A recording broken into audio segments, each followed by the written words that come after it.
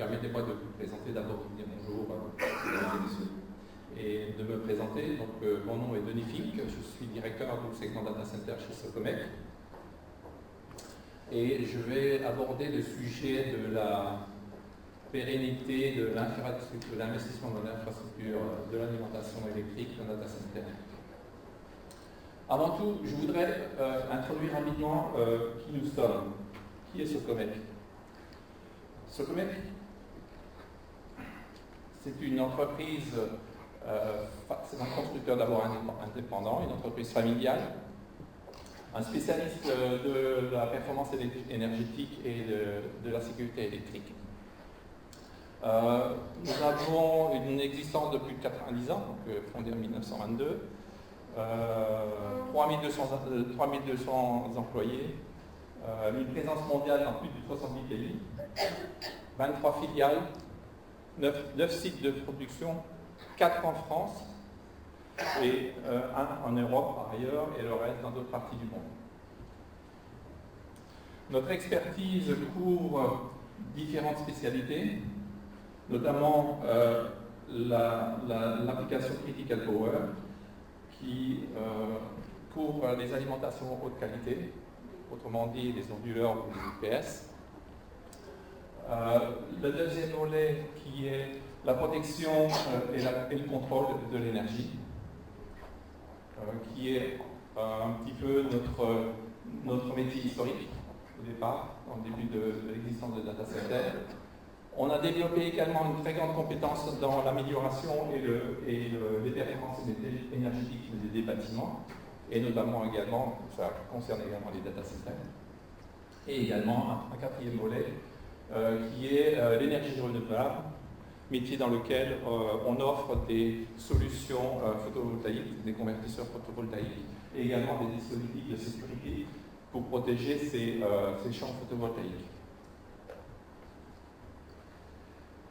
Socomec, expert en solutions basse tension, couvre différents domaines du data center, notamment celui de la sécurité électrique. On ne le voit pas forcément sur ce slide. Celui de l'alimentation HQ, donc par l'offre de solutions d'onduleurs, partant de petites puissances jusqu'à des mégawatts, et également des systèmes de transfert de charge électronique. Et également, au niveau de la performance électrique, par notre offre de mesures. Et d'ailleurs, le mec a sorti de nouvelles générations de mesures modulaires, innovantes et brevetées.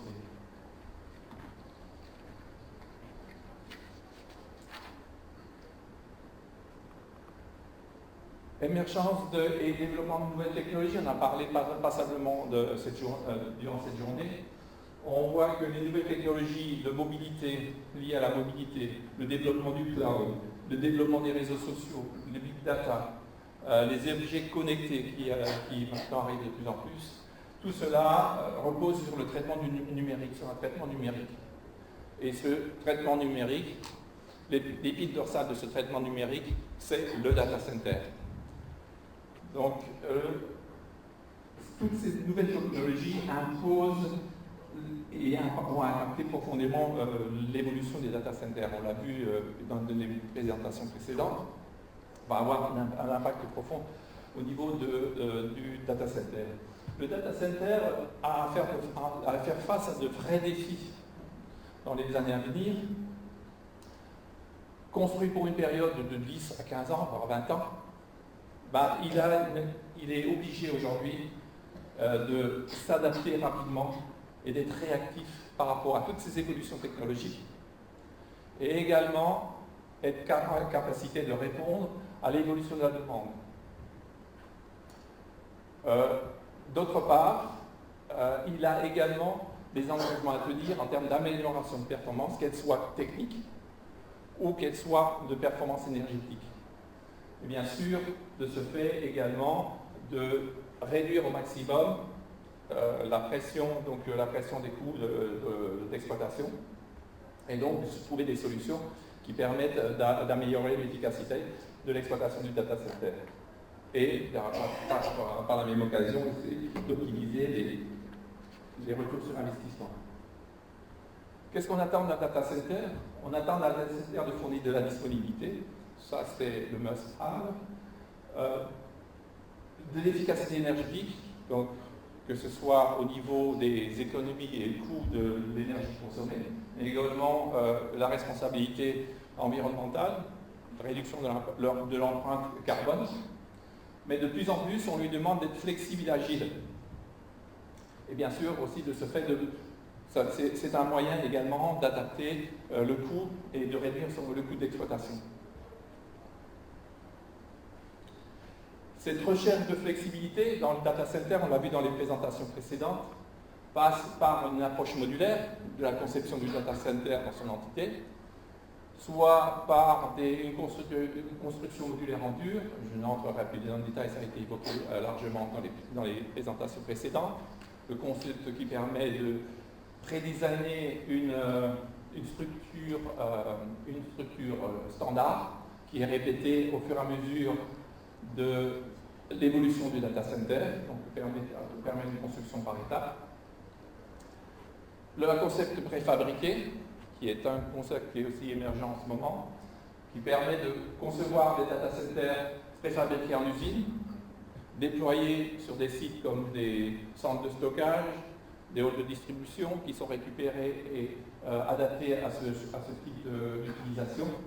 Et le dernier volet, le data center en continent, qui a été évoqué également. Donc tous ces concepts répondent à des différents critères, du critère le plus exigeant au critère de déploiement le plus rapide.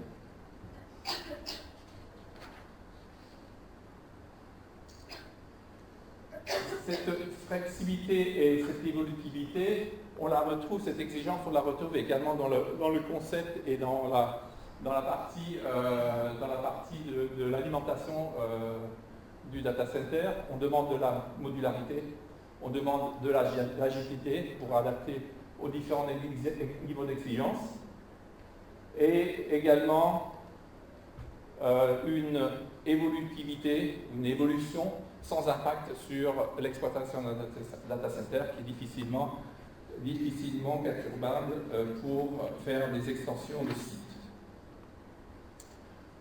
Différents concepts, des requêtes et des exigences encore. Les exigences au niveau de cette modularité et d'évolutivité des data centers. Possibilité, c'est la possibilité d'ajustement de sa capacité à la demande. Pay as you grow, et également cette possibilité d'étendre ou de réduire le périmètre, la voilure, dans le data center. On verra un exemple tout à l'heure. Et critère très important, tout cela doit pouvoir se faire sans impact et sans toute sécurité pour les installations.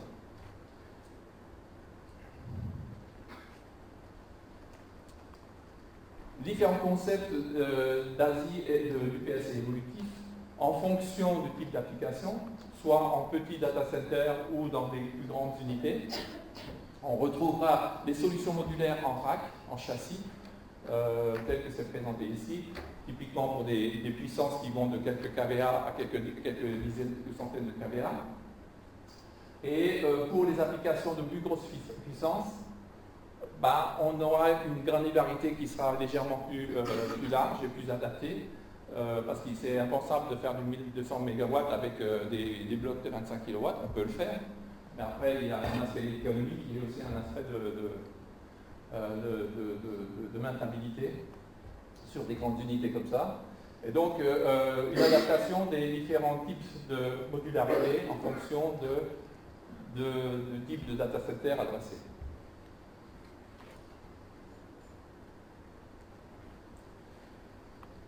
L'approche modulière pour moyen data center et pour data center, de plus en plus aujourd'hui, on retrouve des solutions sous forme de rack, de tiroirs. Là, on a quelques exemples. Soit des tiroirs, soit des dispositifs en châssis que l'on peut intégrer dans des armoires IT, c'est-à-dire que ce soit des armoires de constructeurs A, B ou C, tout à fait indépendants. Donc les intégrateurs IT peuvent utiliser ce type de matériel en l'intégrant directement dans la baie IT. Ou alors une modularité qui, sur des concepts beaucoup plus conséquents. Là, c'est une unité qui va jusqu'à 200 kVA, mais on peut étendre ce concept jusqu'à des puissances de quelques dizaines, voire centaines de kVA. L'avantage de ces systèmes, ce sont des systèmes conçus pour être plug and play, extensibles à chaud, donc aucune interaction au niveau de l'exploitation, présentent une efficacité énergétique très élevée, permet une extension en verticale, c'est-à-dire on rajoute des racks au fur et à mesure que le besoin croît, et on peut également les développer en horizontal, c'est-à-dire en rajoutant des armoires. Une remarque sur ce type de technologie, en particulier celle développée par Socomec, c'est que toute cette technologie est remplaçable à chaud, c'est-à-dire tous les éléments actifs de l'ASI sont remplaçables à chaud, c'est-à-dire à chaud totalement transparent pour l'exploitation, que ce soit un tiroir qui tombe en panne, on le remplace, on le déplugue et on en remet un autre, que ce soit le bypass centralisé, le bypass du système qui tombe en panne, on le retire, le système alimente toujours la charge, on le remplace, c'est fait en quelques secondes, en quelques minutes, sans interaction avec la charge alimentée. Élément également intéressant, c'est que ça facilite aussi la maintenance et la réparation, c'est-à-dire ça raccourcit énormément le temps d'intervention sur site.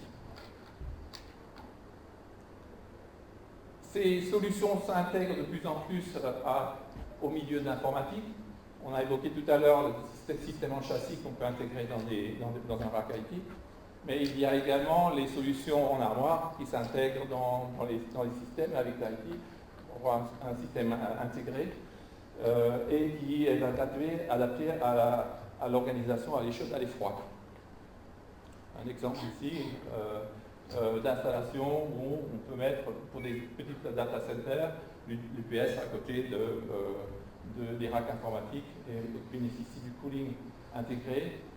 Et également s'intègre dans ce milieu-là sans contrainte particulière. L'approche modulaire également se décline aujourd'hui sur des puissances beaucoup plus grandes, c'est-à-dire sur des applications déjà plus significatives au niveau des data centers. Et notamment, Socomec a développé récemment un concept modulaire assez particulier qui va jusqu'à 1200 kW avec des blocs de 200 kW et qui permet d'atteindre déjà des puissances d'installation relativement significatives. Si on fait une comparaison de cette approche de Delphi Extend, qui est le nom de la nouvelle génération, en comparaison avec une IC traditionnelle en design évolutif, c'est-à-dire effectivement il y a d'autres façons de faire le design évolutif, on va prévoir au niveau des tableaux amont et aval toute l'infrastructure qui permet de raccorder des modules supplémentaires.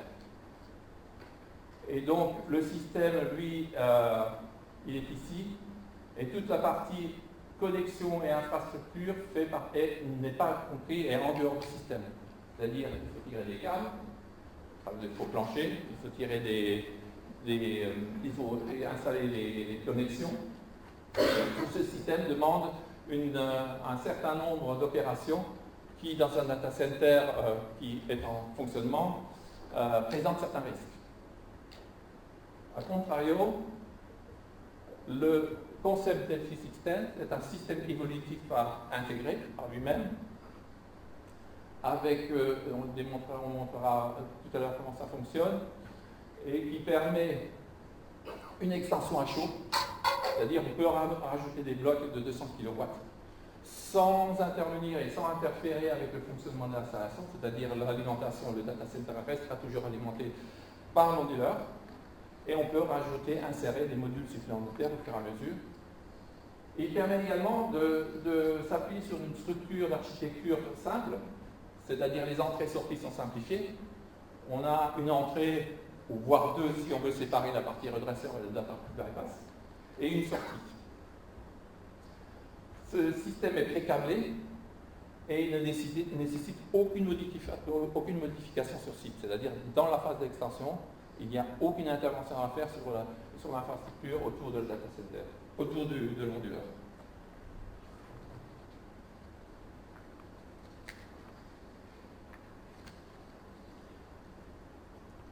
Voyons un petit peu comment ça fonctionne, quel est le principe. Là, on a l'exemple d'une installation de 600 kW qui est en opération et qui est active sur une charge informatique, c'est-à-dire une salle informatique. La seule obligation, c'est de prévoir. C'était pas prévu ça. La seule obligation, c'est de prévoir les socles d'intégration, qu'on appelle aussi les docks ou les DICBED, pour pouvoir recevoir les extensions. Et on voit que ce dispositif peut soit être installé avec une extension possible jusqu'à 800 kVA, dans lequel cas on n'a que 4 socles, ou jusqu'à 1 MW, dans lequel cas on a 5 socles, ou alors sur la puissance maximum que permet actuellement ce dispositif, jusqu'à 1,2 MW. Là, typiquement l'exemple, 3 blocs d'alimentation de 200 kW alimentant la charge.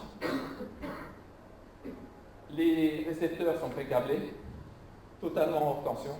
Donc c'est tout à fait sécurisé pour l'opérateur ou le technicien qui intervient pour la connexion.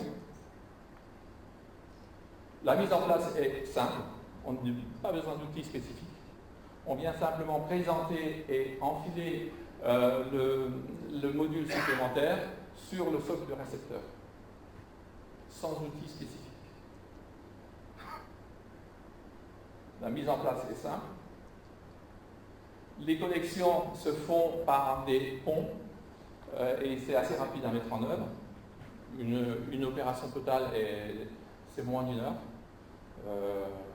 On arrive à le faire en 30 minutes. Bon, il faut être un peu exercé, mais moins d'1 heure, c'est largement dans les possibilités de quelqu'un qui n'a pas l'habitude de le faire.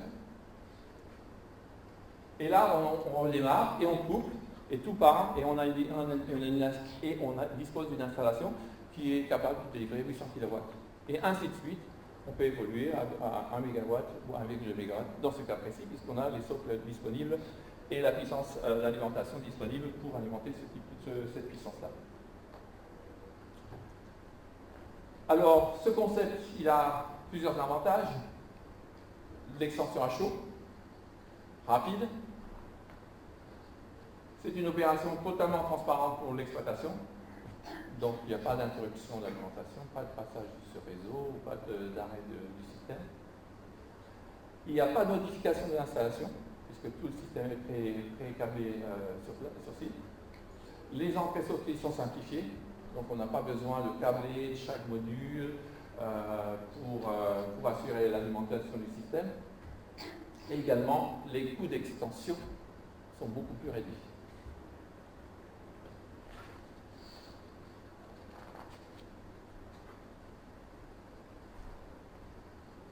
L'autre aspect, c'est les coûts d'investissement et les coûts d'exploitation qui sont optimisés.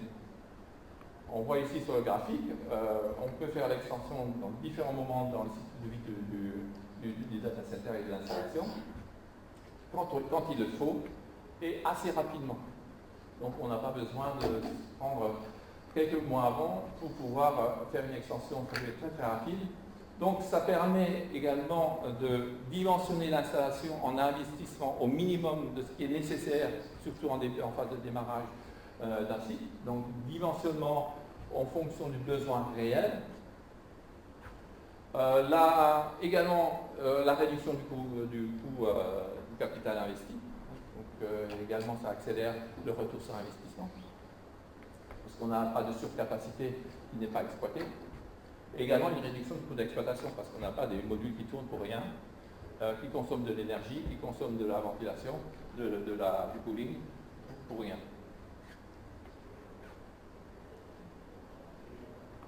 Également, un élément intéressant dans ce concept-là, c'est une capacité de gestion flexible des ressources.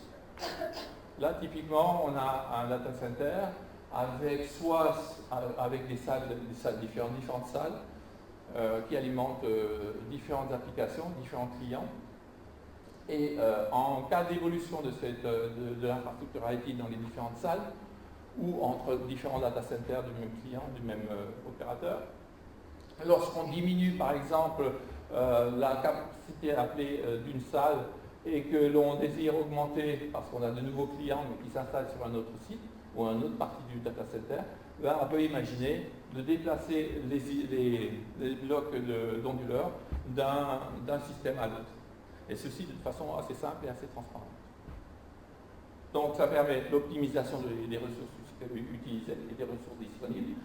Besoin de racheter des onduleurs supplémentaires parce qu'ils n'en font plus à un endroit alors qu'on en a des disponibles ailleurs.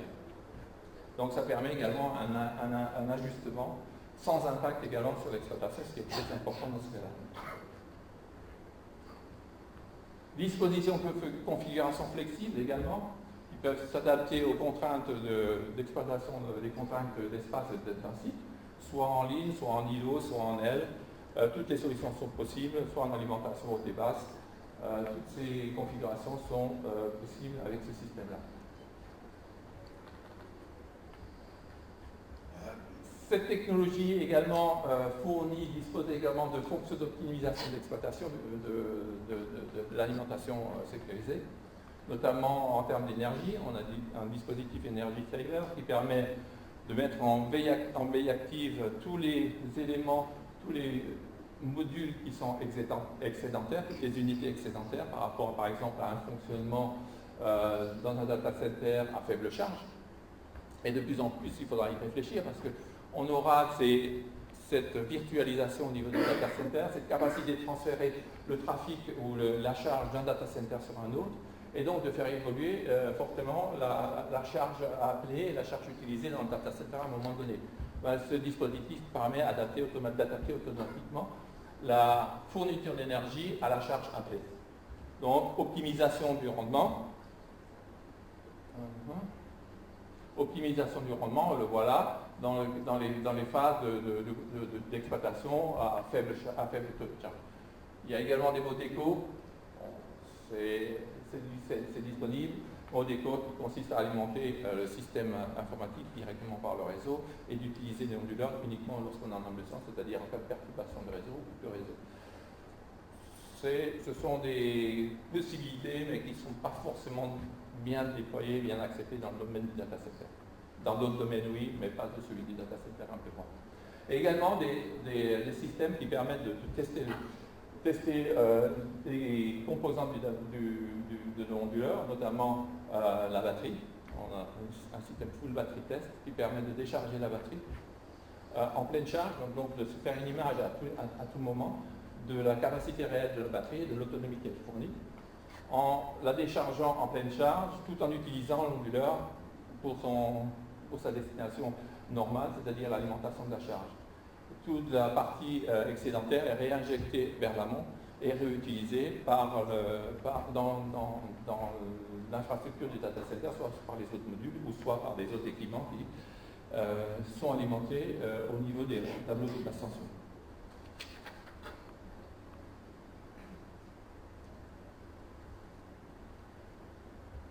La modularité, c'est une chose, mais ce que l'on souhaite également, c'est accompagner cette modularité.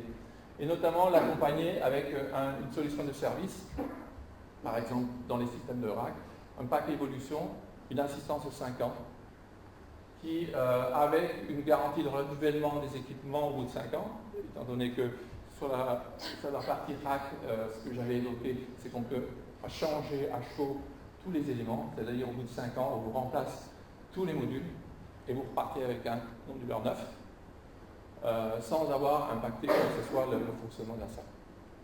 Ça, c'est un contrat que l'on propose pour ce type d'application, c'est-à-dire dans la partie Modulis avec cette solution en rack. Pour les plus gros équipements, l'accompagnement consistera à fournir et à mettre à disposition des modules d'extension avec une garantie de mise en exploitation sur site sous 48 heures. La question que nous a posée, c'est le jour où on a besoin d'étendre, combien de temps ça vous prend pour livrer et pour remettre en place une machine? ou est-ce que je suis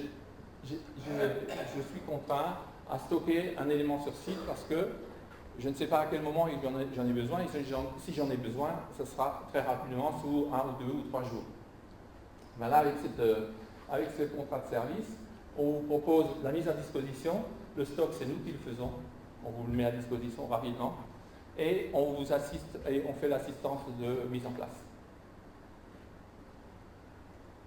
En résumé, le concept d'alimentation modulaire permet, au-delà de l'évolutivité, au-delà de l'adaptivité et la réactivité, permet d'optimiser les capitaux employés, donc de réduire le coût d'investissement en phase initiale et également les coûts d'extension,